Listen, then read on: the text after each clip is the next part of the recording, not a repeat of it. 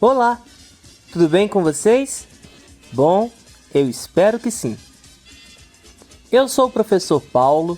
Essa aqui no cantinho é a nossa intérprete de Libras, a Patrícia.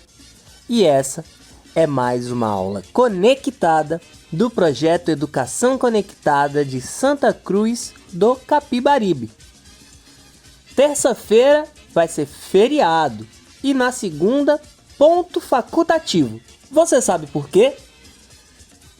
No dia 7 de setembro, nós comemoramos a independência do Brasil, quando o Brasil deixou de ser uma parte de um outro país, Portugal. Essa história começa em 22 de abril de 1500, quando um navegador português chamado Pedro Álvares Cabral chegou nas terras que hoje nós chamamos de Brasil e tomou posse do território em nome do rei de Portugal, Manuel I, transformando assim o Brasil em uma colônia portuguesa. Uma colônia é um território que foi dominado por outro com uso de força militar. O país que domina esse território nós chamamos de metrópole. Para ficar bem claro, metrópole é aquele que domina, no caso, Portugal. A colônia é aquele que é dominado, no caso, o Brasil. O primeiro nome dado a esse território pelos portugueses foi Ilha de Vera Cruz, porque eles achavam que era uma ilha. Só em 1512 o Brasil passou a se chamar Brasil. O nome é originado do pau-brasil, uma madeira vermelha que os portugueses usavam para tirar a coloração usada para fazer tintas para tecidos, que na época era bem difícil. Esse nome Brasil é porque a madeira é vermelha igual a uma brasa. Quando os portugueses chegaram por aqui, havia milhões de índios. Hoje são cerca de apenas 800 mil. Os vários povos indígenas estão distribuídos por todo o território nacional. Os índios foram explorados pelos portugueses para a extração do pau-brasil. Em troca do trabalho deles, os portugueses davam presentes, espelhos, pentes, objetos que não tinham valor nenhum para os portugueses, mas que os índios não conheciam. Nós chamamos essa prática de escambo. E os índios, diferente do que muitos pensam, não se deixaram dominar pelos portugueses sem luta. Mas na luta entre os povos indígenas e os portugueses, alguns fatores favoreceram os portugueses, como as doenças que vieram com os portugueses. Os índios não tinham anticorpos. É igual agora, com a Covid. A gente está em casa porque essa é uma doença nova. O corpo da gente não está preparado para ela. Quando os portugueses chegaram, todas as doenças deles eram novas para os índios. Além disso, quando a gente fala em índios, parece que a gente está falando de um povo só, mas na verdade são muitos grupos que têm culturas diferentes e até falam línguas diferentes. Sem contar que os portugueses tinham armas de fogo, que os índios não tinham, e se assustavam com elas. Durante 300 anos foi assim, o Brasil, colônia de Portugal.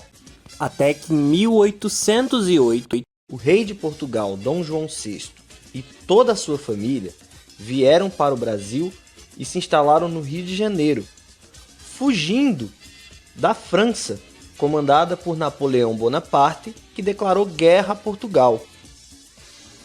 Já imaginou ver um rei? Foi assim que as pessoas se sentiram. Até 1908, todos os brasileiros só sabiam que o Brasil era uma colônia de Portugal e que muito, muito longe vivia o rei. Quando a família real portuguesa chegou no Rio de Janeiro, a cidade passou por várias mudanças. Foi criado o primeiro banco do Brasil, a imprensa, o jardim botânico, várias ruas foram calçadas e saneadas, e houve até uma política, veja que injustiça, que ficou conhecido como Ponha-se na Rua. Os portugueses que vieram com o rei escolhiam uma casa e marcavam com as letras PR, de príncipe regente. Os moradores eram obrigados a sair das suas casas para os portugueses morarem. Mas o rei de Portugal não podia passar tanto tempo longe da sede do reino. Por isso, em 1815, o rei Dom João VI instituiu o Reino Unido de Brasil e Portugal. Então aí o Brasil deixava de ser colônia para ser uma parte de Portugal. E o Rio de Janeiro passou a ser a capital de todo o reino. Lá em Portugal, essa história não pegou muito bem. Revoltados com um rei tão longe há tanto tempo, os portugueses iniciaram uma revolução e exigiram a volta da família real para Lisboa, capital de Portugal. Essa revolta ficou conhecida como Revolução Liberal do Porto, ou Revolução de 20, porque aconteceu em 1820. Em 1821, o rei Dom João voltou para Portugal e deixou seu filho Dom Pedro como príncipe regente do Brasil. Nesse mesmo ano, com medo das revoltas de separação de Portugal, que já aconteciam no Brasil, a família real exigiu que Dom Pedro voltasse para Portugal. Mas em 9 de janeiro de 1821, Dom Pedro declarou: "Se é para o bem de todos e felicidade geral da nação, diga ao povo que eu fico." Esse episódio foi chamado de Dia do Fico e representou a recusa de Dom Pedro de voltar para Portugal, o que deu início ao processo de independência do Brasil. A independência do Brasil de Portugal aconteceu mesmo no dia 7 de setembro de 1822, com o Grito do Ipiranga, quando Dom Pedro, às margens do rio Ipiranga, em São Paulo, gritou: "Independência ou morte." Essa pintura mostra esse momento, mas na verdade essa pintura foi montada, porque no dia da independência, Dom Pedro estava com dor de barriga, e aí as coisas não foram bem como tá nessa imagem não. Depois disso, o Brasil se tornou um império, que tinha Dom Pedro I como imperador. Mas aí, quando o rei de Portugal morreu, Dom Pedro deixou o Brasil e foi para Portugal virar rei. O filho dele, Dom Pedro II, assumiu como imperador. Hoje, Brasil e Portugal são repúblicas. Nenhum tem rei nem imperador, tem presidentes. Vários países no mundo já foram colônia, como o Brasil, e passaram por processos de independência. Como o Brasil hoje é um país independente e soberano, ele tem uma posição no mundo, que eu vou mostrar alguns aspectos para vocês. O idioma que nós falamos é o português, por causa dessa colonização portuguesa que durou centenas de anos. Mas as semelhanças com Portugal param por aí. Portugal é um país pequeno, com 10 milhões de habitantes. Já o Brasil não. O Brasil tem o 4º maior território do planeta e a 5ª maior população do mundo. Nosso país é o 7º mais rico, o 2º do mundo com mais florestas, é o país que tem mais água potável e é o 2º país que produz mais alimentos no mundo. O Brasil se tornou uma república em 1889 e o primeiro presidente foi o Marechal Deodoro da Fonseca. Os nossos primeiros presidentes foram militares. Depois nós tivemos presidentes civis eleitos pelo voto, tivemos ditaduras e várias curiosidades que eu vou mostrar para vocês agora. Há 32 anos, o Brasil tem uma nova Constituição e vive uma democracia. Então nós votamos para escolher os nossos representantes. Antes disso, nós tivemos uma ditadura militar. O Brasil teve 15 presidentes militares, 3 deles eleitos pelo voto direto: Henrique Gaspar Dutra, Hermes da Fonseca e o atual presidente, Bolsonaro. Nós tivemos 2 presidentes que morreram durante o mandato. Afonso Pena, que morreu de pneumonia, e Getúlio Vargas, que se suicidou. Tivemos 2 presidentes que renunciaram. O primeiro, Marechal Deodoro, e o Jânio Quadros. Tivemos 2 presidentes que sofreram impeachment. Café Filho e a Dilma Rousseff.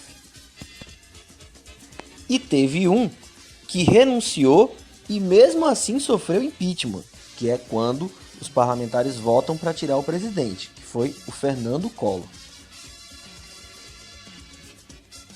Tivemos ainda 2 presidentes que sofreram golpes de Estado, Washington Luiz e João Goulart, que foi o presidente que sofreu o golpe quando entrou a ditadura militar, e 2 que foram eleitos e morreram antes de assumir a presidência, que foram o Rodrigues Alves, que morreu em uma outra pandemia, a de gripe espanhola, e o Tancredo Neves, que seria o primeiro presidente civil depois da ditadura militar. Tivemos ainda Júlio Prestes, que foi eleito, mas não assumiu porque houve um golpe de Estado antes da sua posse.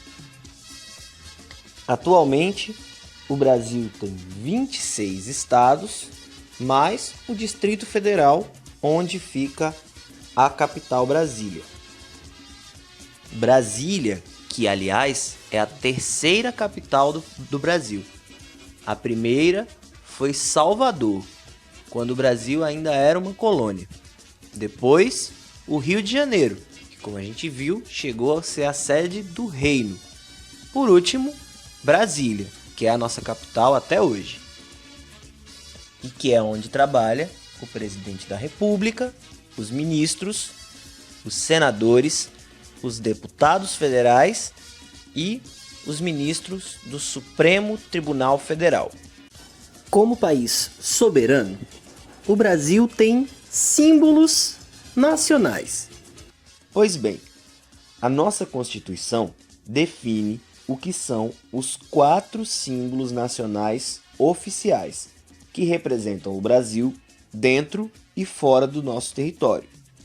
São eles: a bandeira nacional, que foi instituída em 19 de novembro de 1889 e é composta de um retângulo verde, um losango amarelo, Uma esfera azul com estrelas brancas e uma faixa branca na qual está escrito o lema nacional: Ordem e Progresso.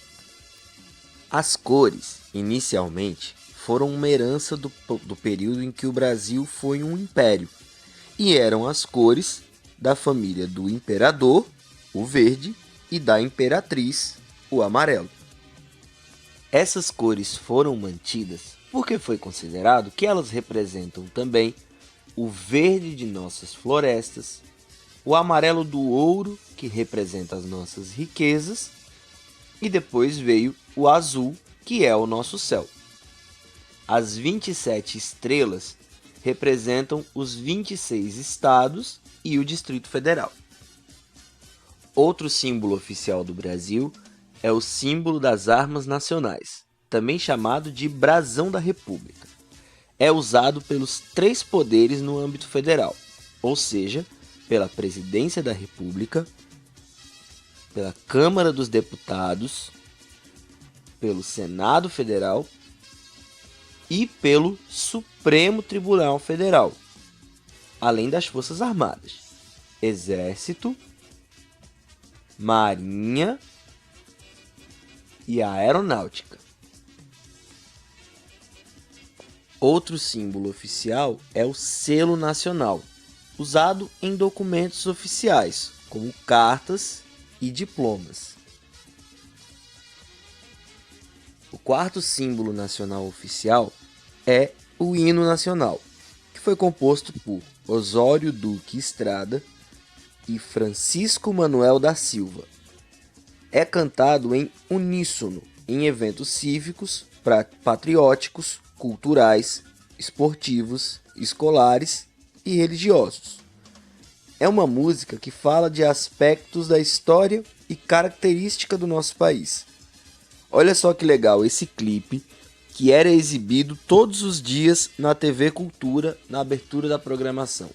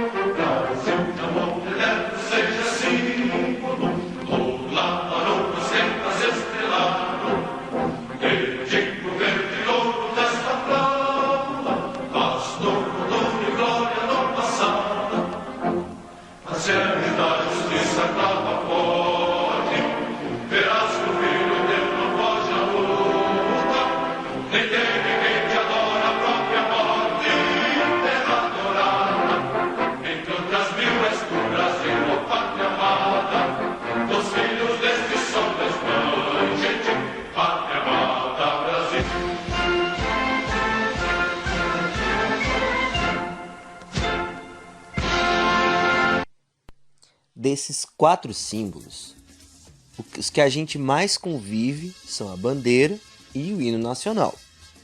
Isso porque a bandeira e o hino são usados em muitas representações, por exemplo, nos esportes, que têm competições entre países.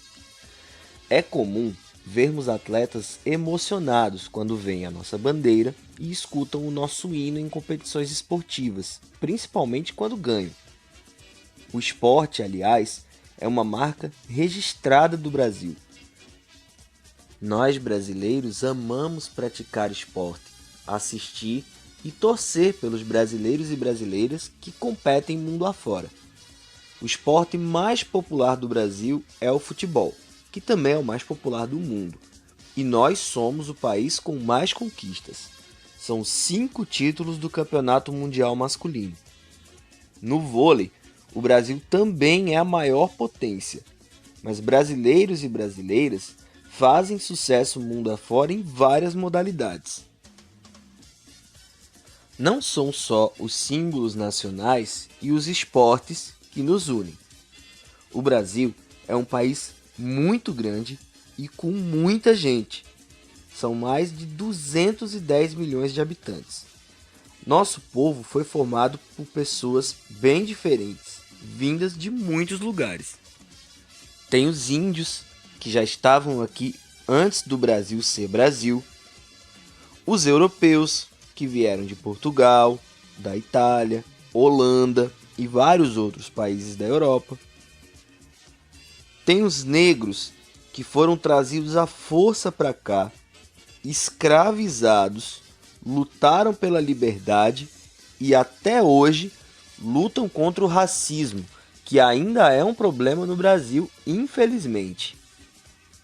E muitos asiáticos, que há mais de 100 anos começaram a vir para o Brasil para viver e trabalhar, principalmente do Japão e da China, e continuam vindo e sendo cada vez mais parte do nosso povo. Essa mistura, que nós chamamos de miscigenação, é maior no Brasil do que em qualquer outro lugar no mundo. Aliás, tem algumas coisas que são bem comuns para nós, mas que no resto do mundo não são não, como feijão e arroz, a banana, o vira-lata caramelo, o brigadeiro, a paçoca, a cachaça, o pastel de feira, o pão de queijo, a jabuticaba que só existe aqui, a rapadura, o queijo com goiabada. Isso sem contar a música. Temos vários ritmos que só existem aqui e que os estrangeiros pouco conhecem. Azar deles. Nós temos frevo, forró, samba, maracatu, carimbó, coco de roda, axé, bossa nova, brega, sertanejo, vaneirão, chachado, baião, repente, fandango. E as nossas festas? O melhor carnaval do mundo, seja sambando na avenida, correndo atrás do trio elétrico ou caindo no frevo. Sem contar o São João, com 30 dias de forró e delícias de milho. Ah, e a disputa acirrada do boi garantido e do boi caprichoso em Parintins. A garra do peão em Barretos ou na vaquejada. Você sabia que tem até lutas genuinamente brasileiras? É o caso da capoeira e do jiu-jitsu brasileiro. Sem contar que no Brasil dá para pegar uma praia no Nordeste, no Rio de Janeiro, curtir uma metrópole feito São Paulo, a maior floresta do mundo lá no Norte, ver os jacarés no Pantanal e até fazer um boneco de neve lá no Rio Grande do Sul. Com todas as nossas cores, ritmos, paisagens e sabores, somos um país vibrante, com um povo sofrido, mas alegre, que acima de tudo se orgulha de ser Brasil. Eu fico por aqui. Um ótimo feriado a todos e todas vocês. E logo logo eu tô de volta para falar mais desse país maravilhoso que é o nosso, no nosso projeto Educação Conectado.